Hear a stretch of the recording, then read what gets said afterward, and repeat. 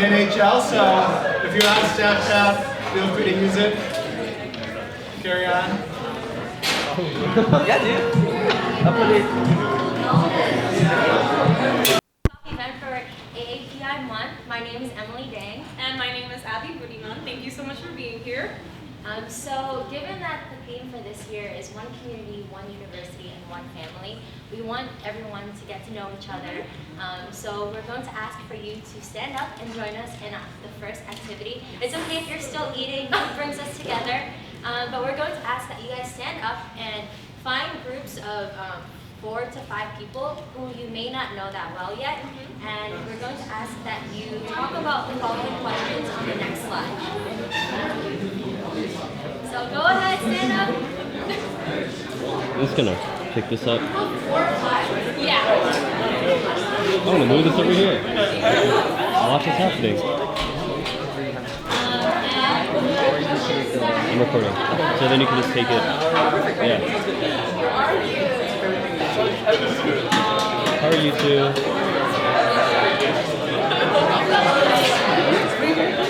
Stress. I'm alive, so I'm alright.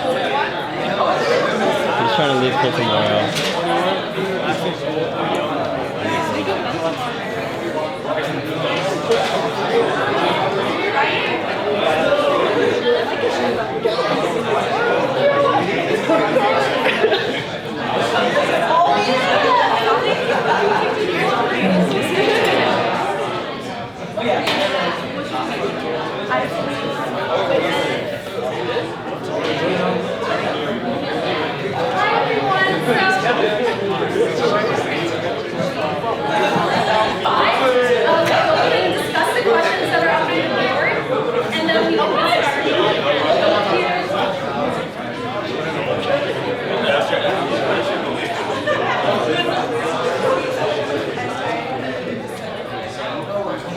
Like real junk all the way in front.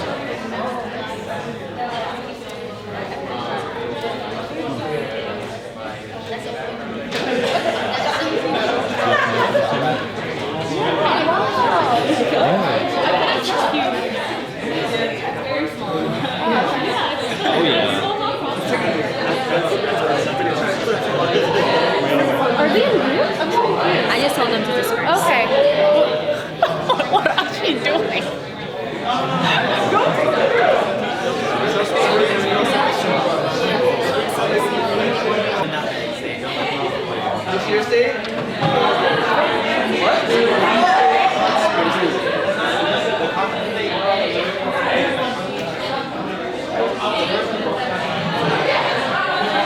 All right, so thank you all for partaking in that exercise. Thank you, Emily. Thank you, Abby.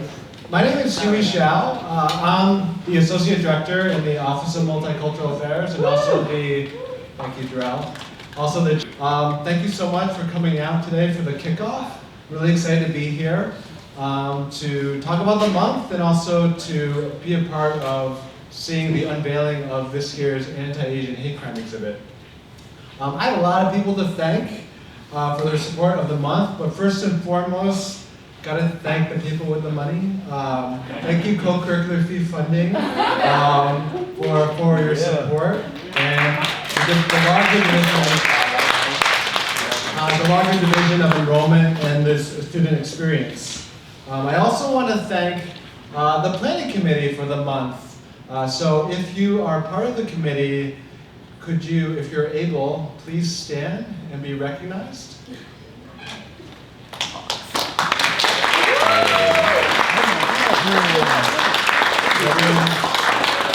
I thought Jenna was here. You need to be recognized. I want to especially acknowledge one committee member, Emily Dang. She's graduating this year as a senior. I know she's moving on to great things. Thank you so much for just your amazing contributions. This year, you're helping out with the hate crime exhibit, and also Emily has designed our poster the past 3 years, and the designs have been like out of this world. And so thank you so much. I'm not sure what we're going to do without you when you graduate. Maybe you'll get a master's degree. But thank you. Finally, yet importantly, I want to thank my friends in the Office of Multicultural Affairs who are here today.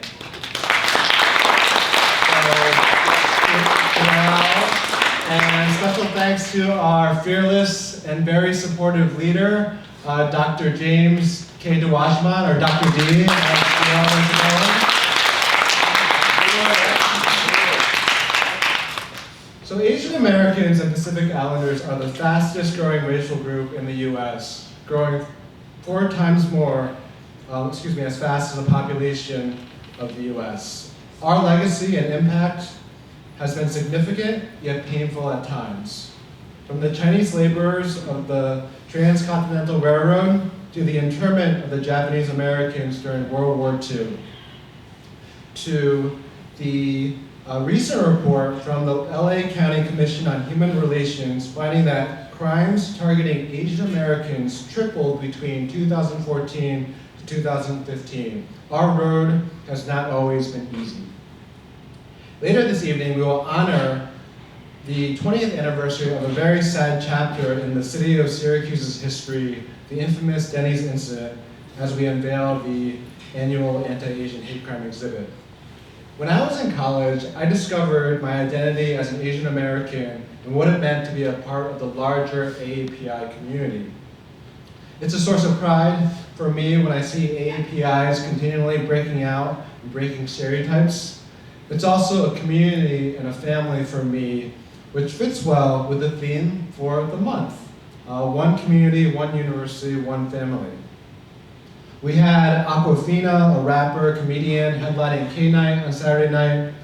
Arden Cho, model, actress, and singer-songwriter, will speak this Saturday afternoon in HBC Gifford. Singer-songwriter J.R. Aquino will perform on the 19th, as part of the 19th annual Asian Night on Saturday, April 22nd. They're trailblazers unwhitewashing the entertainment industry. We're also trying to build community across traditional divisions that exist in society on campus with Kappa Phi Lambda's Beyond Skin Deep, which is trying to build and explore unity across racial differences. And that event is taking place on April 19th. Also, Work in Asia is bringing together multiple organizations across campus and trying to bridge that gap, which is definitely existing here on campus between the AAPI community and international Asian students. That event's taking place on Tuesday, April 25th. In addition, next Thursday, we're discussing Jeff Chang's latest critically acclaimed book, We Gonna Be Alright, Notes on Race and Resegregation, great book, where he dives into the racial issues of our day, including recent campus protests around the country, Ferguson and policing, and Asian Americanness. This is the last copy. If you want it for free, come talk to me afterwards. Even if you haven't read the book, please come out. It'll be a great discussion. My colleague from the Office of Multicultural Affairs, Cedric Bolton, will be joining me and facilitating the conversation. A few other highlights of the month include the Society of Asian Scientists and Engineers talent show next Tuesday night. You can still sign up online to perform your talent. On Saturday, April 15th, Student Association is sponsoring the Thrive Together Fair, which is an event that celebrates culture, courage, and community, and is raising funds for Interfaith Works, a nonprofit in Syracuse that does important work supporting the refugee community here in Syracuse. Finally, next Friday, we're hosting a panel with 4 amazing alumni, Victoria Chan, Sharon Lee, Ben Fang, and Jane Hong. It's going to be moderated by Professor Yi Ma, the director of the Asian American Studies program. Great program to check out. It'll cover issues related to the bamboo ceiling and career challenges and successes of the alumni. So all of our events are on our website calendar, the Office of Multicultural Affairs. We also have a couple flyers here. You'll probably see them around campus. Feel free to grab a flyer if you don't already have one.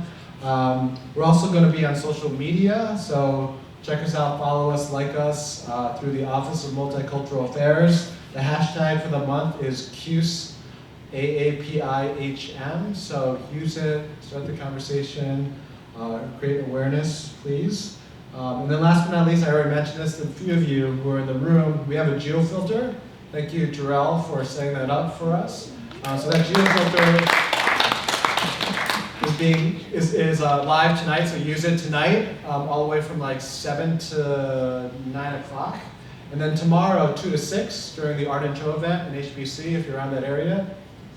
Sorry, Saturday. I'm a day ahead of myself. Saturday, during the Art and Show event, you can also use it. Thank you again for joining us. At this time, I want to pass things along to Brian DeSono and Richard Yang to talk about the anti-Asian hate crime exhibit.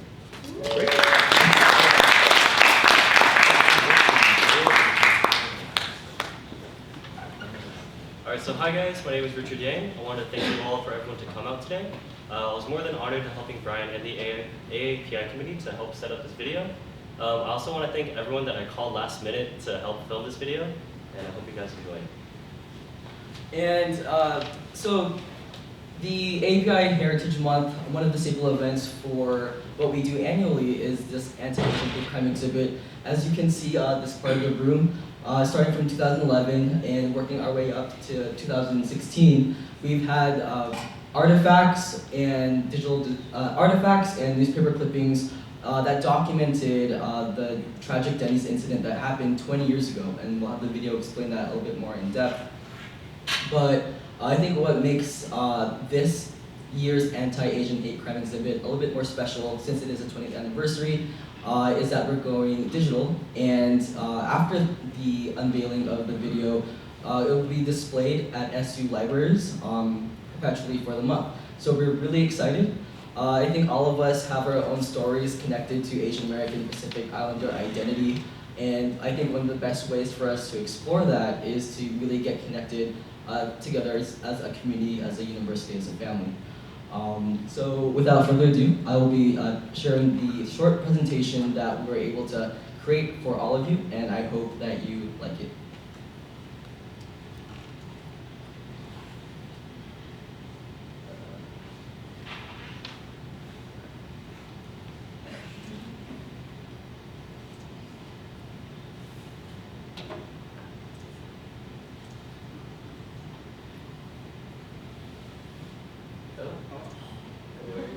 I turn off the sound of the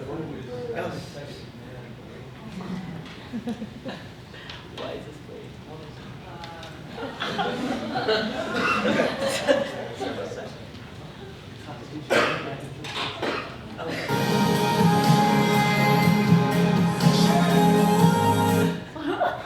Woo! Awkward. Okay. Alright, here we go.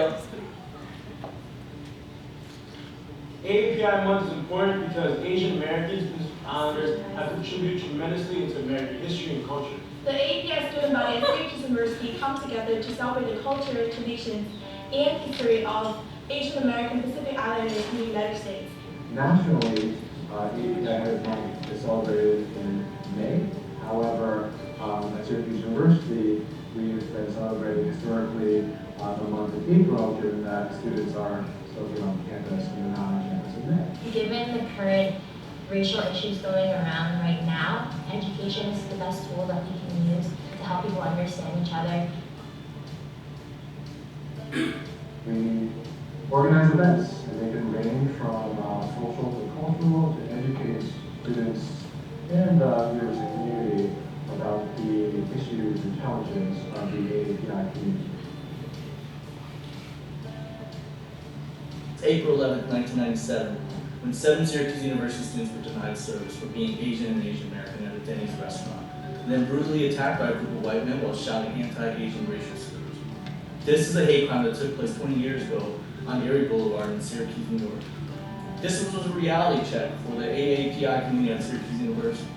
an awakening of awareness of the history of anti-Asian violence and hate crimes that have been for centuries in silence until it came right to our doorsteps. The anti-Asian hate crimes exhibit was established in 2011. And it was a collaboration between students, the Office of Multicultural Affairs, and the library. These past 20 years has been dedicated a lot to educating different people around our community about the different racial and discrimination issues going around the world. And so we wanted to use the exhibit as a way to remind people that this is something that's so prevalent in our society. 20 years later, I remember. I'm still woke.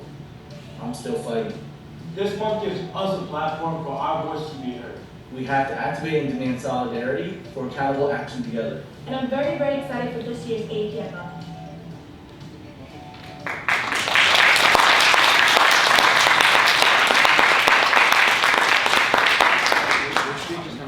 Oh, no.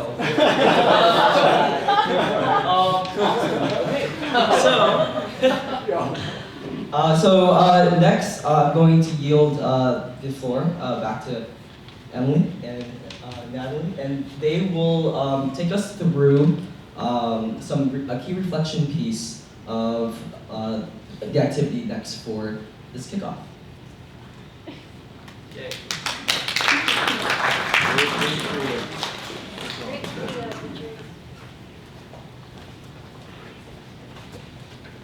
So everyone, for our next activity, we're all going to hand out these adorable oranges that Emily Dang has graciously made for all of us. And behind these oranges, we want you to write an experience that you've had with racism.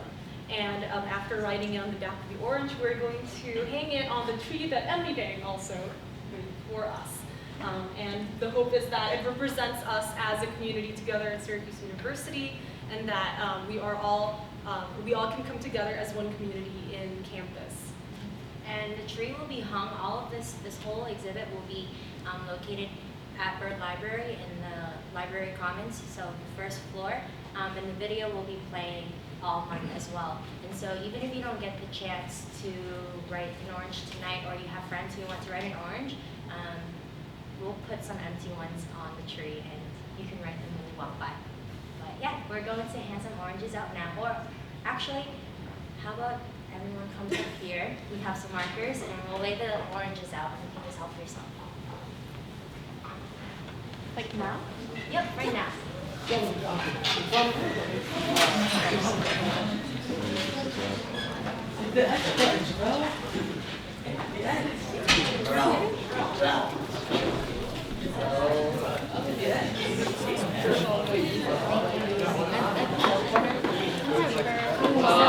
RE resources. Father Paul didn't have any paper.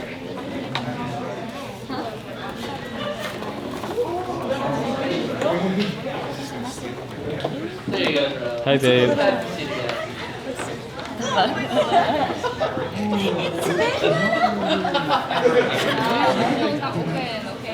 Oh, sorry.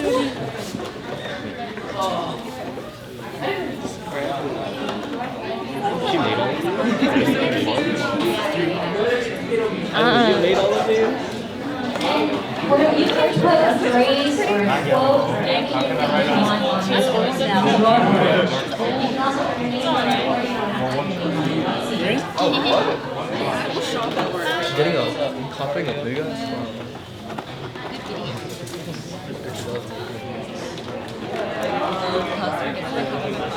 Oh my god!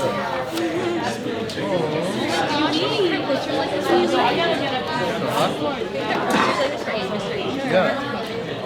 Oh, you could just print it on those. We'll figure it out.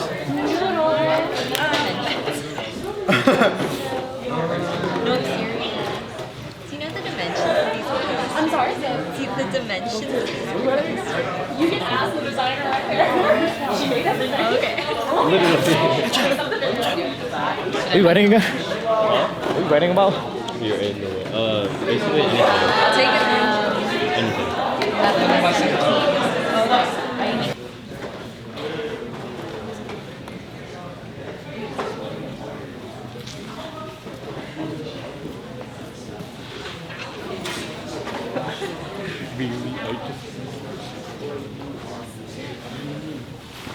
How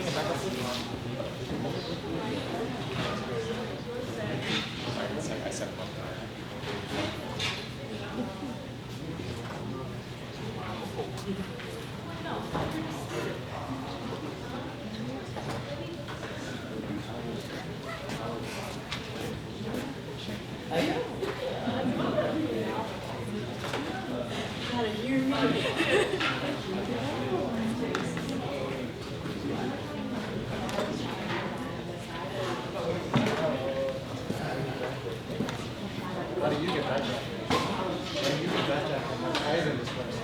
I got it on the street. That's more expensive. That's not working out. Yeah.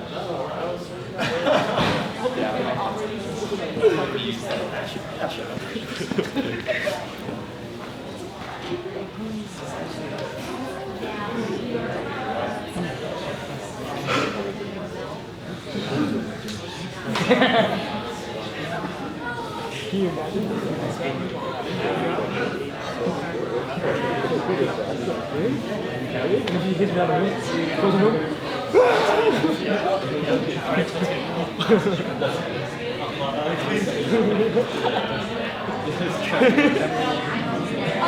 And everyone, if I could have your attention.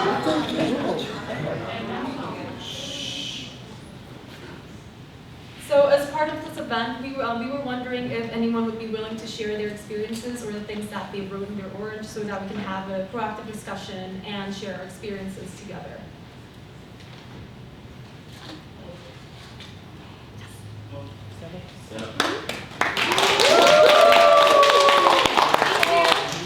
My name is Tim.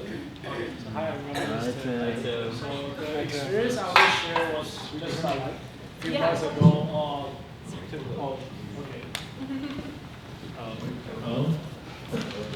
Hi everyone, my name is Tim. So my experience I want to share is just a few months ago after I came back from Halloween. So we stopped by Tim Hortons on the highway and bought a coffee.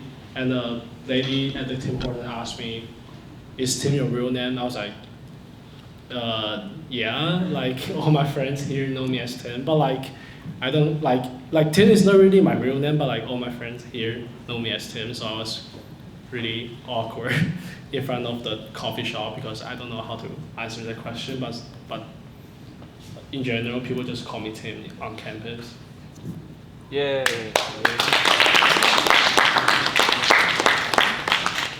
Would anyone else be willing to also facilitate the discussion? Do I have to stand up or no? Sure. Oh. Hi guys, my name is Dan. I also have a story to share, and it was pretty racist. So I was volunteering at an event with a lot of kids, and one of the people approached to me because I was Asian, and I guess Chinese culture was pretty, interesting to that person. And she asked me, "Could you write your Chinese name in your race?" And I didn't know what to answer after that because apparently Chinese is not a race, it's a language. So I didn't know what to answer to that question because I felt like a lot of times people are very insensitive toward the language that they use, and they might not necessarily realize that they're actually offending people who are actually for their culture. And that conversation just never really, happened because I didn't want to respond. I didn't want to kind of misrepresent my culture by writing down my Chinese name to that person. That was just my encounter with like those racism comments. Yeah. Thank you so much for sharing. Yeah. Anyone want to share? So maybe before we wait for someone else to speak up, I have a question for you all. Regarding these awkward instances when people ask us insensitive, awkward questions, how do you guys usually respond to those questions?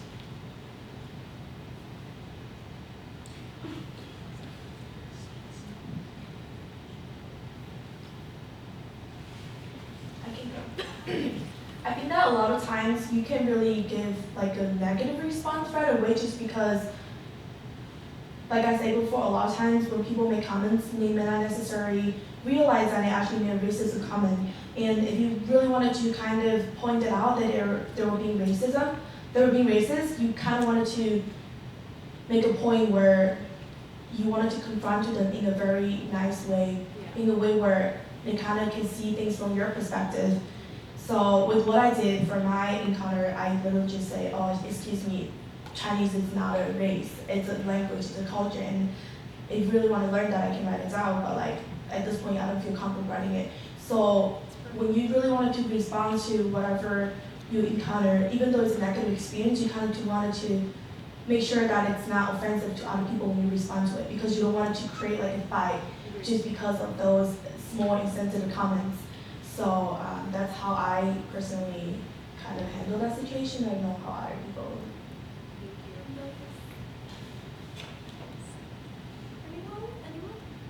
I think Sudan mentioned a really important topic, which is microaggression, and the understanding behind it is that they don't, when people act or ask certain things that are considered microaggression, they don't know that it's necessarily a negative thing. So what Sudan said about, acting in a also positive way back instead of responding in anger is a very good proactive way to help people understand each other. So is anyone else willing to share their experiences? Let's give the signature.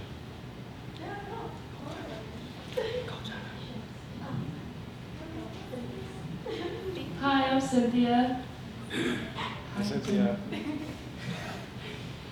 So I think Sudan made a very good point because you responded in a very positive way, but sometimes when someone does act in like a lot of ways where they do say a lot of microaggression quotes or statements, so a lot of it is often like they'll come up to you and they'll be like, hi, my name is insert name here, what's your name?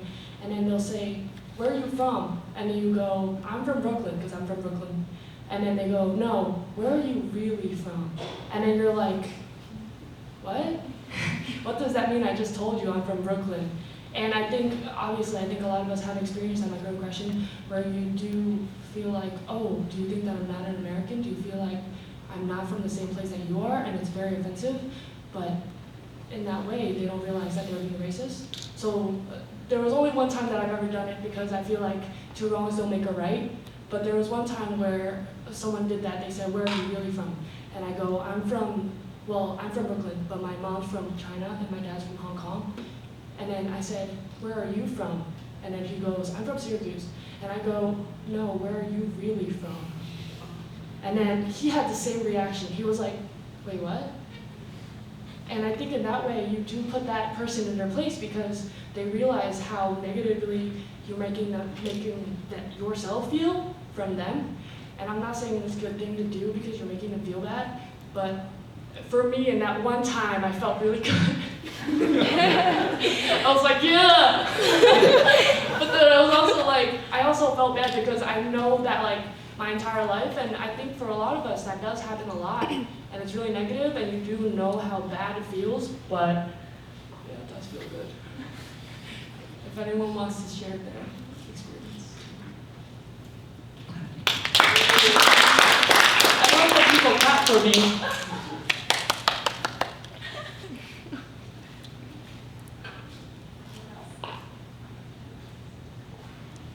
Okay, I'll share my experience, maybe.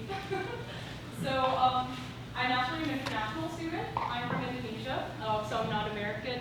And my first year here was my freshman year. And I'll be honest, I was really surprised over the very overt racist things that occurred to me, and they're not even microaggression because that's every day. But I had some experiences that were just blatant racism. For example, I used to be the VP of Work in Asia, which is an organization. And once during game day, we had an event where we sold food in Marshall Street, and there were lots of people from Syracuse, like the town, the city, sorry. And a white man and a group of his friends, I don't think they were students, came up to our stand, looked at our poster, which says Work in Asia. Then this man looked at me straight in the eyes and just said one word, communists, and walked away. And also once when I was living in a dorm, Bay Hall, Two of my Chinese friends were just walking to the elevator, and two American people who lived on our floor looked at them and very loudly said, "Oh, they're just the bad word Chinese students walking around." And those are just two instances. I had some other ones that were very blatant. And I'm really wondering why in a community like Syracuse University, where you think it is very diverse, why such overt things still occur. So I'm really hoping that you guys can maybe talk a little bit more about this, because we think we do live in a bubble, but these things still happen from time to time. So would anyone be willing to discuss about that? All right, so I think from my perspective, I think what I've learned is just from a place of ignorance, because a lot of people I feel come from places like, they say that they come from cities, but in actuality it's like, if you ask them closer, they come from like a suburb of a city where there's like 2 Asian people in their whole school. So it's kind of just an unfamiliarity. And I also think that there's kind of a fear of really wanting to learn more also, because they don't really feel like, they don't really even know how to approach it, because it's something that's like completely new to them, and they're just like, what on earth is this? I've never seen this before in my life. I don't know like how to even like start. So that's, I guess, where a lot of the ignorant questions do come from. But I mean, in some cases it does manifest as very aggressive and negative. Yeah, just to go off of Jenna's point, I'm actually a native of Syracuse, and I grew up in like a suburb around the city, and there were like only white people, so that was like the community I grew up in. So it's definitely like an ignorance thing, I think, and education too, because when you go to like a university setting and you're exposed to like a lot of other cultures and different types of people, you definitely develop a different, you like naturally just you begin to understand more and you know more, because I mean, I was in that place too. I mean, growing up, you know, it's just a completely different environment. So definitely education's a big thing, and I'm sure those people on the street, especially, it's like education's a huge factor. I actually got in an argument with my neighbor over Christmas break, over winter break, and he had the same thing to say about like China, like Chinese, like communists, and I just really made me mad, and I got in like a pretty heated argument with him. So yeah, it's definitely an education thing, and I don't think my neighbor actually, I don't think he went to school or something, or so it's education's very important. Yeah. I also want to make a point. I feel like it also has to do a lot to do with how people understand the word cultural diversity, because I feel like for you, cultural diversity might necessarily, like the meaning of cultural diversity might mean very different to me, because I came from a community where everyone's Asian, and like how I understand cultural diversity is that, you know, a lot of people are just together, lovely together, and they don't segregate you, they don't discriminate you. And for people who came from a predominantly white neighborhood, if you see that one Asian person or one black person in your neighborhood, you might think that your community is very diverse because of that one, you know, racial that's being representing your community. So I feel like one way we can approach as a Syracuse community is that to really make sure that we constantly open up that cultural conversations in our campus, because I feel like a lot of times it's not because people are not educated enough to know the topics, it's because there are not a lot of conversations that are being opened up in our campus. So I feel like if we as Asian students, Asian American students can actually open up those conversations frequently, then people will be more aware of our actions, our words, and, you know, just be more willing to get to know our culture as well. So that's just how I understand this topic.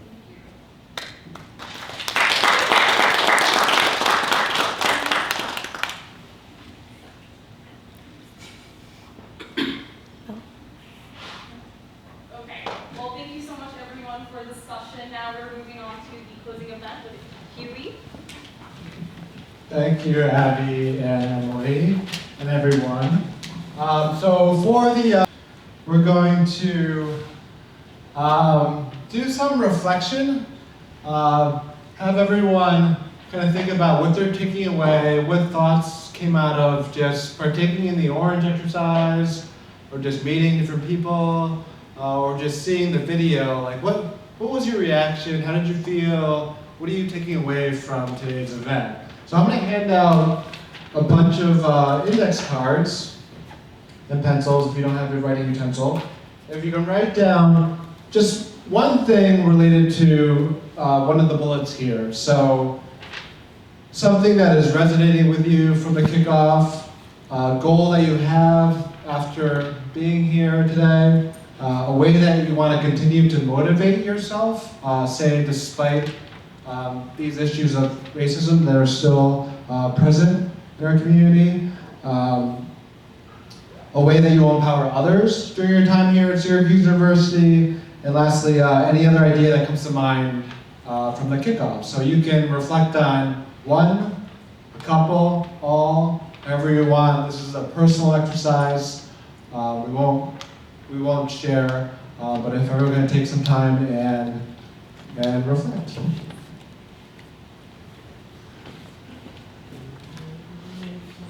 Sure.